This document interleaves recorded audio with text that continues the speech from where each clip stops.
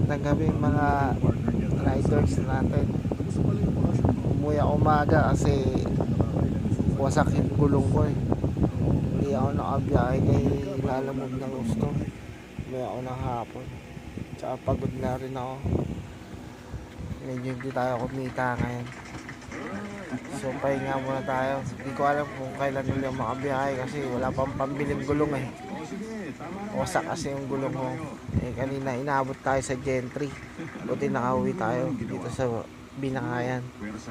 Inaabot ko lang kasi medyo hindi pa siya malambot. Pero pagdating ko sakto, dito na malambot. So hindi tayo ngayon. Malas tayo ngayong araw na to. Okay lang kasi nakauwi tayo ng ligtas. Baby ko, bantay muna tayo. Daddy's duty. Medyo pahinga tayo, medyo masakit din yung katawan.